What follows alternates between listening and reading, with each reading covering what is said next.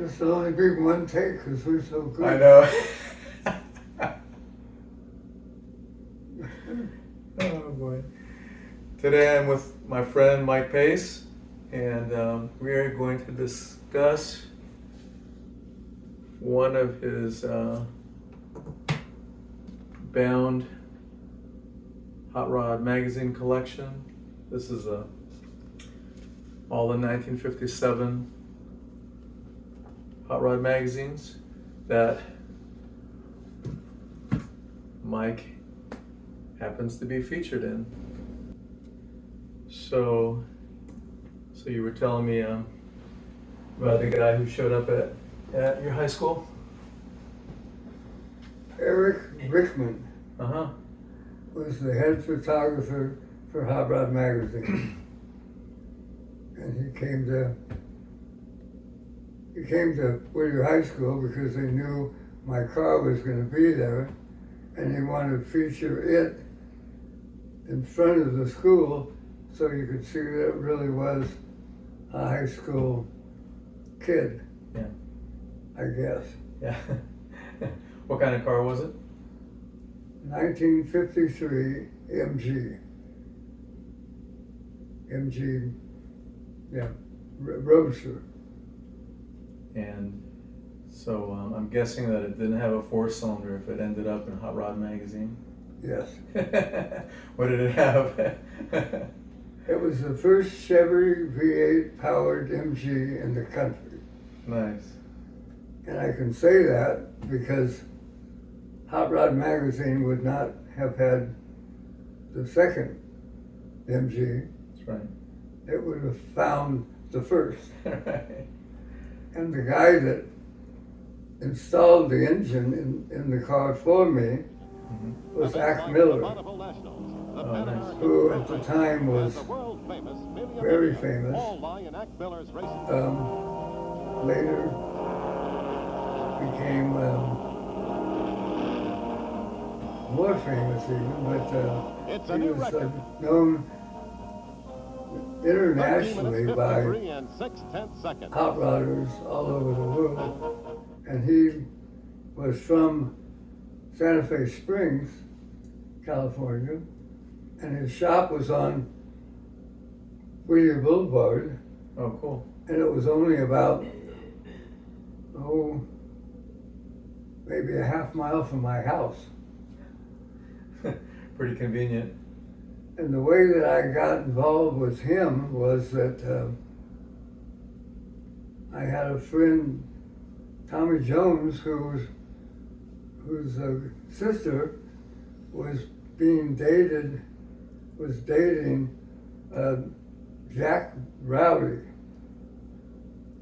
And so Tommy and I were little kids, and I guess we were maybe freshmen or sophomores, weren't driving, so we would get a ride to school with Tommy's sister, and Jack would drive us to Whittier High School. So that's how I got involved with driving to school. And as things went on, we got to be old enough to drive, Tommy and I. Yeah. And my mom gave me a 51 Pontiac, Uh-huh. 4-door sedan, Mm-hmm. which is probably the most uncool. It wasn't old, but it was uncool. And Whittier was very famous back then for having lots of interest in cars.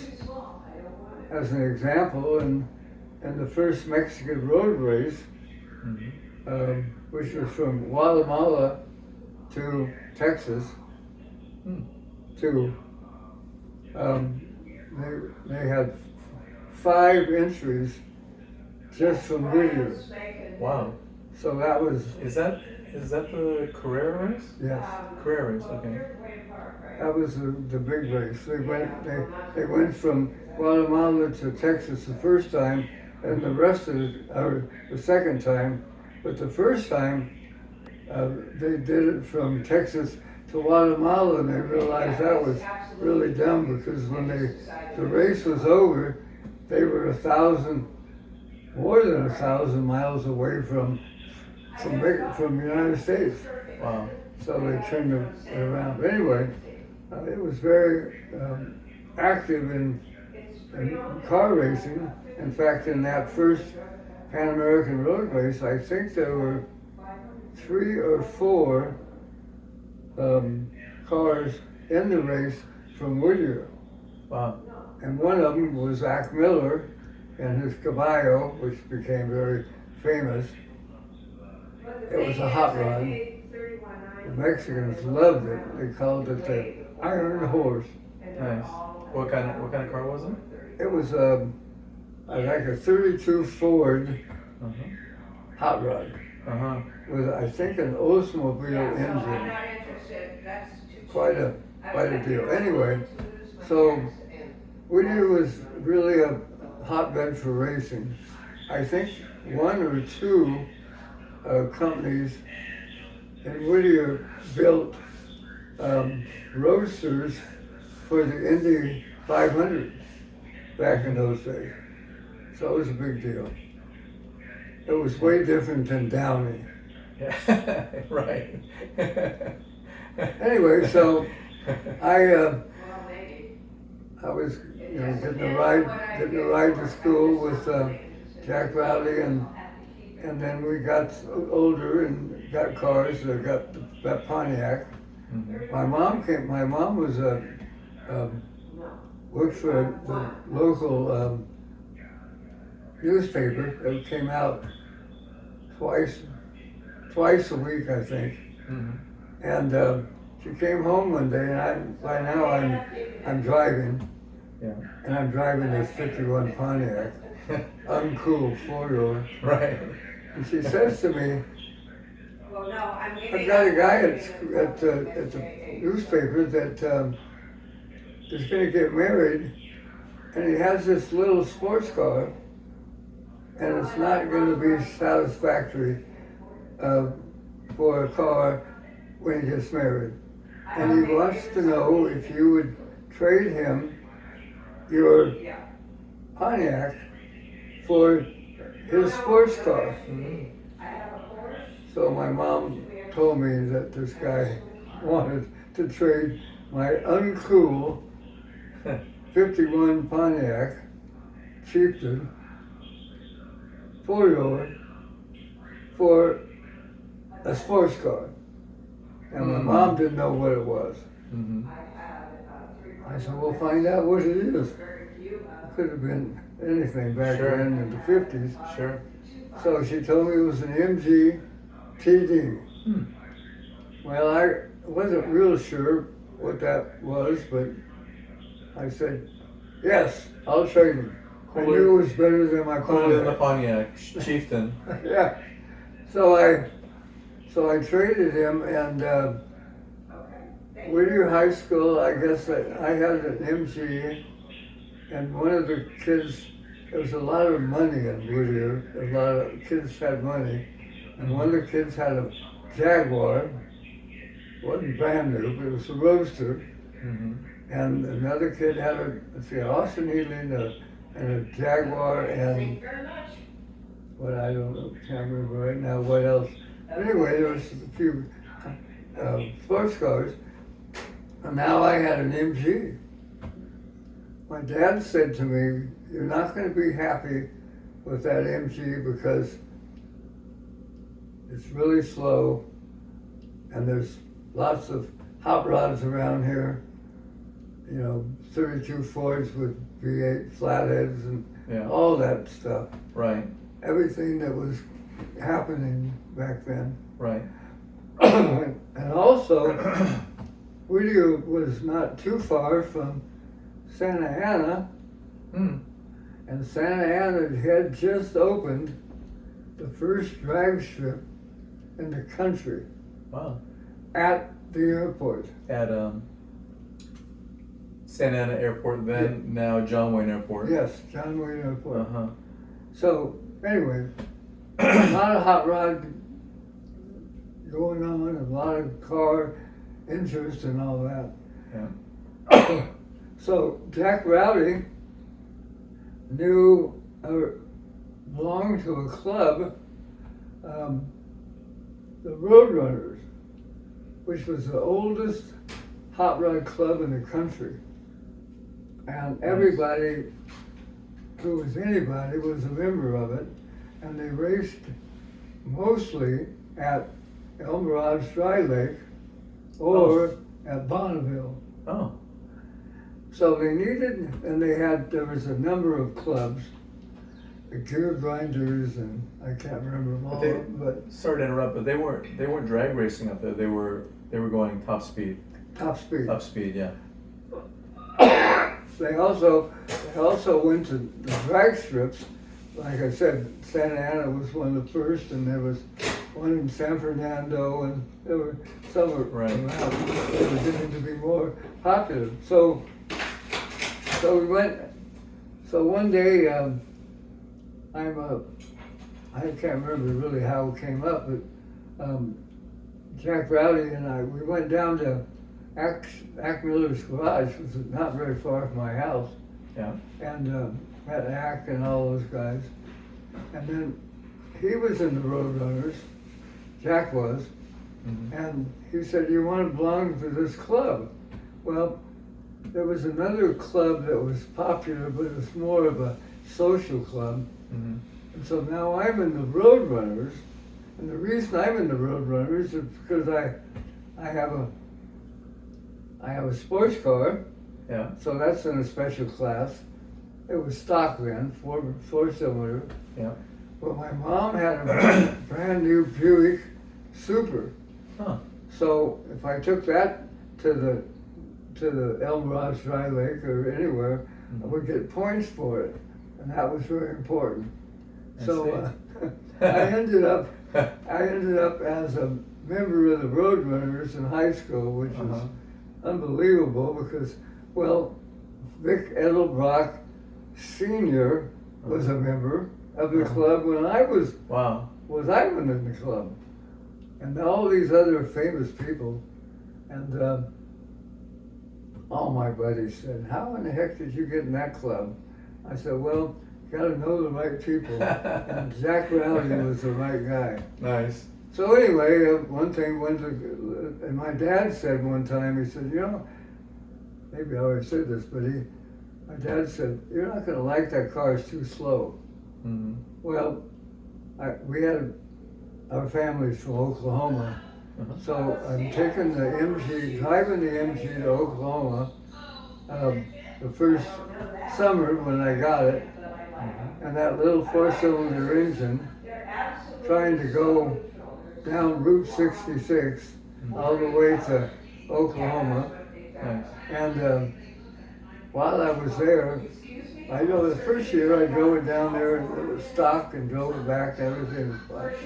Next year I drove it back to Oklahoma, Texas, and I was going down to Altus, Oklahoma. We were building swimming pools back then. Mm-hmm. And I thought, well, how fast will this thing go? I'm driving down the road. There was a dip in the road, and I was going as fast as I could, and I blew the engine. Oh no. So I had to get it towed back Oh no. to Pampa, Texas, and I didn't have a car all summer. Then we towed it to California in September, and I needed a new engine. And so I had this connect, I knew Ack and I knew the shop, and I went down there and I said, I got to put a new engine in the MG, but I hate to put a stock motor in it because it never will be any good for freeways or anything. Yeah. And Especially for drag racing. They've just come out with the new Chevy V8. Nice. And they were very popular, very popular. And so I don't know how, it was kind of a no-brainer. Well, Ack let's put a Chevy in the MG. And he was connected heavily with Hot Rod Magazine. Uh-huh. So they were always doing crazy stuff. Perfect. And so I bought the engine. It was a 2-barrel V8 from All Auto Parts in San Fernando Valley. Huh. Couldn't get them. They were very, very popular. Mhm. And ACT put the engine in for me. And Excellent. I've got upstairs, I've got the sheet of what it costs for him to do that. And I think it was $350 Oh, cool. to do the whole thing. Very Now, cool. when he did that, of course he modified the radiator, Yeah.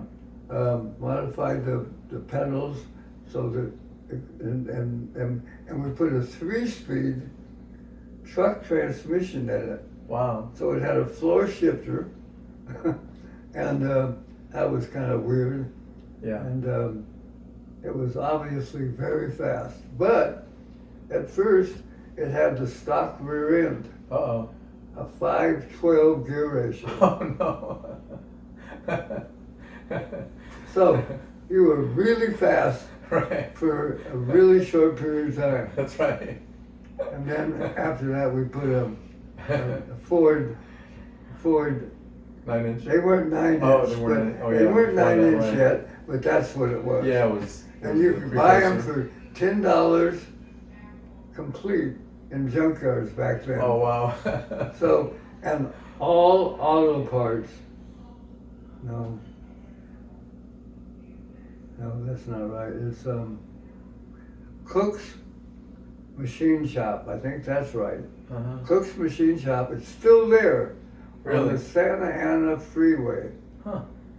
They narrowed it for me, and cool. it had that rear end. In fact, I had 3 or 4 third members. So if I was going to the drags, I'd put in the 411. If I was going to El Mirage Dry Lake, I'd put in the higher gear. Oh, wow. So I had all kinds of rear ends. Pick the rear end that you needed for whatever you were doing. The precursor to the NASCAR quick change. Yes. So you would just change the whole third member. Just the whole third member. Wow. Just take it out. It was really easy to do and take it out. Sure. And so I usually go to a gas station and ask them if I can use their hoist. So, Nice. but that's how we got the V8 in the MG, Very cool. and also that's how we got into Hot Rod Magazine. Uh-huh, because They had taken pictures of the installation the whole time that ACT was putting the engine in. So it had 4 pages of in the issue. of how each of that stuff was done. Very cool. So it was a big deal. I'll have to see if I can scan those pages and see if I could integrate it into the video. So that'd be pretty cool. So that was how I got to be infamous. I peaked at 18. That's good. That's when most of us peak. Yeah. After that, so Very cool. it was very interesting situation that all started because I lived in the right town. Yeah. And I You were knew in, people that knew the right people. Yeah. So Whittier was I caught the tail end of it, but it was a very big hot rod town.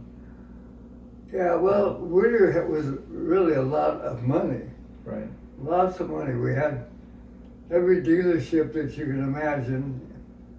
And the reason there was a lot of money, it was in the hills, so it was away from Los Angeles and all the flatland areas, and most of the people, not most, a lot of the people that lived in Whittier owned property in Santa Fe Springs. which was oil. Oh, got it. So all the money in Whittier was oil money from Santa Fe Springs. Makes sense. And so that's why it was, well, it was a nice little town anyway. Sure. But that's where the people that had money lived. Yeah. They didn't live in Downey. Yeah. Oh, really? So I caught the tail end of it. So I saw Whittier in the '80s. So that's kind of that was kind of the end of the cruise nights. You guys had a lot of cruise nights. We'll do another video on the Whittier cruise nights. well, I never did that. I always went to Nixon's Drive-In. I didn't cruise. Which drive-in? Nixon's Drive-In. Huh. Later, because that's what it was. That's what it was called originally. Because Richard Nixon lived, in Whittier. Right. He went to Whittier High School just President like I Nixon. did. Yeah. President Nixon. Yeah. His folks had a market and all that in Yorba Linda, and that's where he grew up. But they had a market in Whittier, and Nixon's Drive-In became, I think, Whirly's or something like that. After they sold it. But that was where everybody went. And then, so I was there almost every night, and we'd go out to Fifth Avenue and race. And my girlfriend at the time, we'd go out there. Fifth Avenue was on the other side of the hills towards Pomona, and it was 2 miles long and no roads coming into it. Oh, wow. And you got to it by driving Whittier Boulevard and then going over the hills. Over And Colima. so my girlfriend and I went out there one night, and then there was by the time we got there was probably 20 cars waiting to see. I think I was racing a 32 Roadster. But the MG was the car to beat, and the Corvettes. I could beat the Corvettes until the 57 Fuleys got finally tuned. When they were new, they didn't know how to tune them. And when they got so they could make them run. Because I never did anything to the engine. It was always a 265. I had a 2-barrel on it originally, and then 3 2-barrels, and then I guess 3 2-barrels. I don't think I ever had a 4-barrel on it, but I didn't have any money, so I was always just getting stuff from different people. Sure. But yeah, Fifth Avenue, my girlfriend anyway, we got out there, and so she got out of the car, and she was the flagman. Oh, nice. Perfect. Can you imagine doing that now? Oh my God. No way. Yeah. Not now. Whatever happened to that car? I sold it Okay. to, let's see. I sold it. You know what? I sold my T-Bird to Hot Rod Magazine. Oh. But how did I sell the MG? Did it go to a friend? I don't remember. Friend or family member, maybe? Hmm? Friend or family member, or No, no? I sold the Sprite to one of my students. Oh, okay. The Sprite had a Buick in it. He wrapped it around a tree. Oh no. Luckily, he didn't kill himself. Yes, that is lucky. Yeah. Well, but the car didn't get crashed, so it got sold to The somebody. MG didn't get crashed. That's no. good. That's No. good. It had a roll bar in it. We had a roll bar. My uncle was a welder during World War II, and he knew everybody down at the shipyards Oh, cool. in L.A. I said I need a roll bar, Mm-hmm. so he said, well, let's go down and put one in. So we went down to the shipyards. I mean, I've never even been to a place like that. Yeah. They're huge. Yeah. And he knew all the guys, and he was a welder. Mm-hmm. And he said, well, we got to get a tube. So we found a tube. It was about, I guess, an inch and a half, 2 inch. Yeah. And because there weren't many rules. Yeah. It had to be a roller. Right. Well, the only stuff we could find was almost solid. Oh no. So we had to bend it. And he said, well, that's no problem. Took it over to this machine, set it up, pushed the button, and it was literally Perfect. almost solid. And it bent that baby just perfect. Oh wow. Because it was such a Strong it built for ships. ships, yeah. Nice. And welded it in and all. Yeah. In fact, it was too small diameter wise. Mm-hmm. Not too much too small, but a little bit. Mm-hmm. And so I carried a piece of the tubing to show the guys that were, tech guys. The tech guys. Yeah, tech I inspection. say, well, it's not big. It's not big enough diameter. I said, I know. Here's what it's made of, and it showed them the tubing, and they go, Okay. oh, this is fine.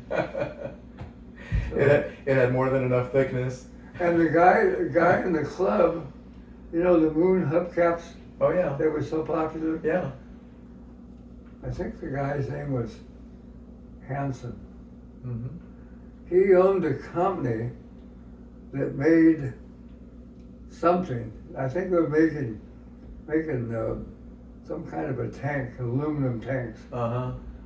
And he made those ends for them that were curved. The flush aluminum hubcaps. Yes. Yeah. And so, but he wasn't making hubcaps. He was making them for aerospace or something. Yeah. So he said, oh, I'll give you a set of those. The original ones you screwed to the wheel. Oh wow. Yeah. And I had a pair of those on. I think. Yeah. No, those are regular hubcaps on On the picture the there. hot rod picture, yeah. Yeah, but I had moon hubcaps on it. Yeah, I think you showed me. And Yeah. Very cool. anyway, Lots of fun. yeah.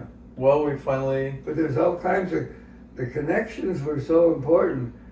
Jack Rowdy got me introduced to Hot Rod, to the club, Mhm. the Roadrunners. Roadrunners, Mm-hmm. and then I got to know Ack Miller. Actually, I knew Ack, because we used to go down there and just hang out. When I wasn't in swimming or water polo, Mm-hmm. we'd just go down there and watch these guys, working on cars. Yeah. And Ack was so into everything. Some doctor had him build a streamliner for Bonneville, Mm-hmm. and it had a Allison aircraft engine in it. Oh wow. And when they got it all put together, they started it in the alley behind his shop on Whittier Boulevard. Oh no. Must have gotten a lot of attention. Oh, it was one of those great big huge jet engines. That they Yeah. had. Very cool. So yeah, Whittier was really a cool town for cars. Yeah, I bet. So Well, we finally got one of our stories recorded. we think. We think. Hopefully. Well, thank you for sharing the story. And That's Can I really put it- that. It's almost true. it's almost true, huh? Nice. Can I put it on YouTube and social media and all that? Sure. Okay, cool. Just don't use my real name because I won't. the FBI is still looking for Oh, me. shoot. All right. I'll have to make that change. Okay. Sounds good.